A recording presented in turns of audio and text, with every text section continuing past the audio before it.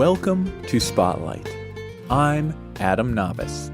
And I'm Marina Senti. Spotlight uses a special English method of broadcasting. It is easier for people to understand no matter where in the world they live.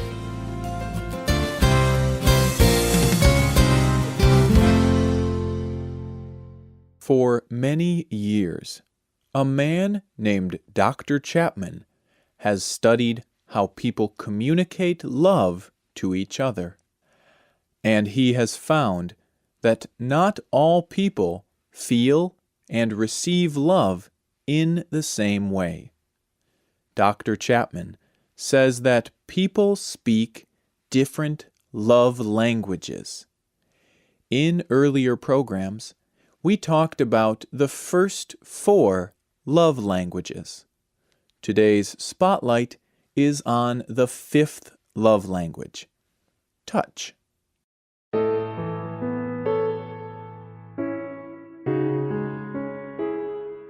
Anna often had trouble sleeping. When she tried to sleep, many thoughts came into her mind. She thought about what she had done that day. She thought about what she had to do the next day. She found that she could not quieten her mind. Her mind was never at rest. But there was one thing that helped Anna fall asleep. It was her husband's touch. You see, when Anna could not sleep, her husband took her hand into his. He would rub her hand. The feeling helped Anna's mind to relax. Anna's husband rubbed her hand until she began to fall asleep. This small touch may not seem very important, but for Anna, her husband's touch represented true love. Dr. Chapman believes that to really express love to others, you must know their love language. It is important to know how they most feel love. Dr. Chapman describes the love languages in his book, The 5 Love Languages. The 5 love languages, as stated by Dr. Chapman, are kind words of affirmation, quality time, receiving gifts, acts of service, physical touch. Some people's love language is words of affirmation. This means that they feel love the most when other people say kind words to them. But some people need something else to feel love. Some people's love language is quality time. To feel loved, these people enjoy spending time with others. Other people's love language is receiving gifts. These people feel the most loved when someone gives them a gift. It does not matter what the gift is. The gift represents love. There are other people whose main love language is acts of service. They feel loved when other people do nice things for them. But there is one last love language: physical touch. Today's Spotlight ends our series on love languages, and we will describe the love language physical touch. People whose love language is physical touch feel loved when they receive loving touches.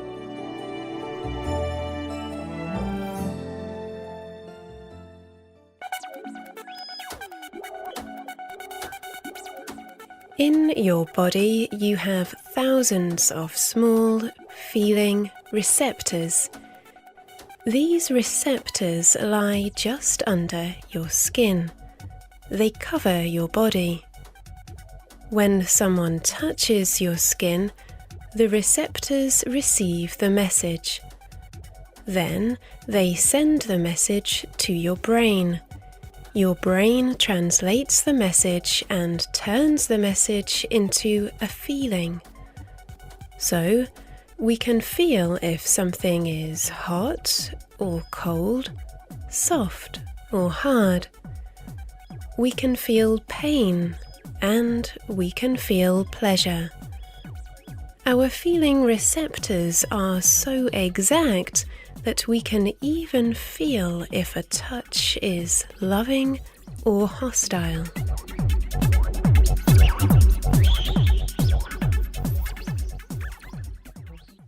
Every person physically feels touch in the same way, through these nerve receptors.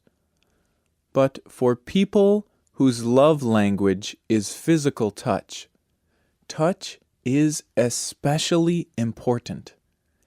They especially feel loved when they receive loving touches, and especially hurt when they receive hostile ones.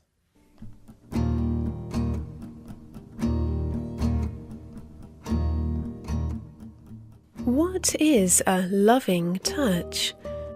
Well, in our story, Anna felt a loving touch when her husband rubbed her hand. But touches are different for every person. What may be a loving touch for one person may not be a loving touch for another person. Touching people in ways they do not like to be touched does not express love. It is important to touch people in ways that make them feel loved. Loving touches can be simple. You could place your hand on your friend's shoulder and give a little squeeze. Or you could take your friend's hand into yours. A loving touch may be rubbing someone's feet or back. Or it could be holding someone close if she is feeling sad. Dr. Chapman explains the importance of physical touch. Physical touch can make or break a relationship. It can communicate hate or love. To the person whose main love language is physical touch, a touch will speak far louder than the words, "I hate you," or "I love you." A hit in the face is very harmful to any child, but it can destroy a child whose main love language is touch. A soft hug with your arms communicates love to any child, but it shouts love to the child whose main love language is physical touch. The same is true for adults.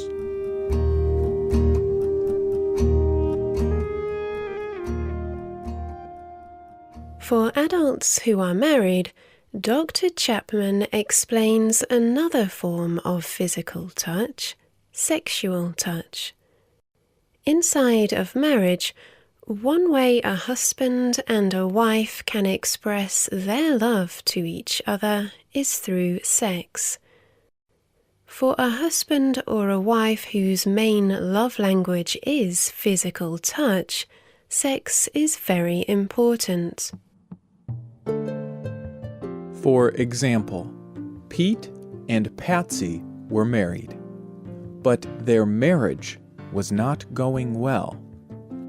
Patsy's love language is quality time, but Pete was never home. Pete's love language is physical touch, but Patsy did not know this about Pete.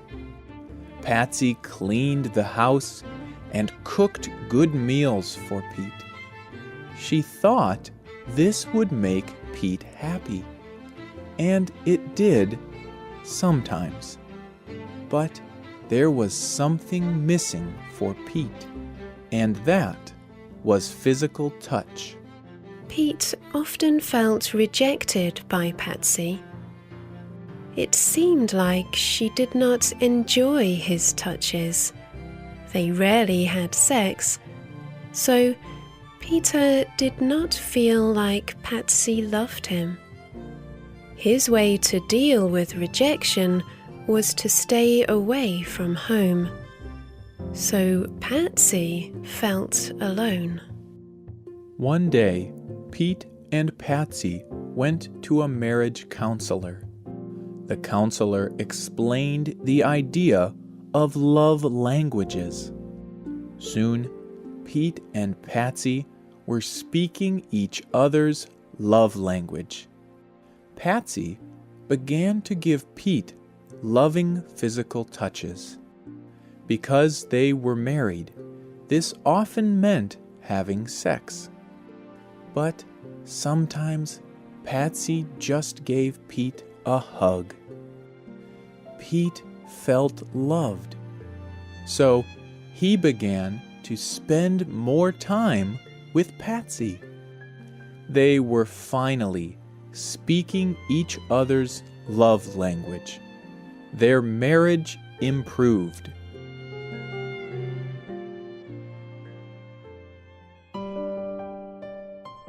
Love languages are important.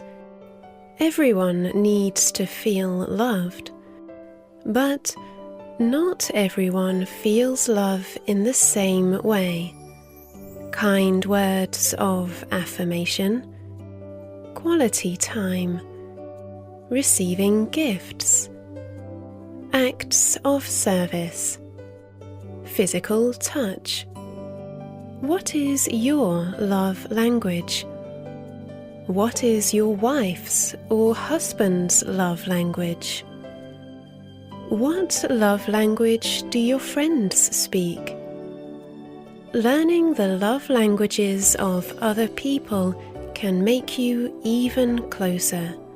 To learn other people's love languages is to learn how to love them best.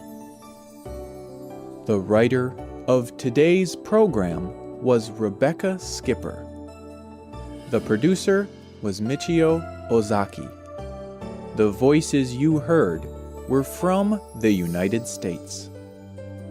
All quotes were adapted and voiced by Spotlight.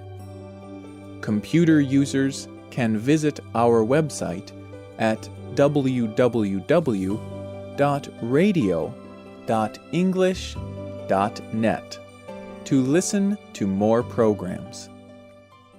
The name of this program is The 5 Love Languages, Physical Touch.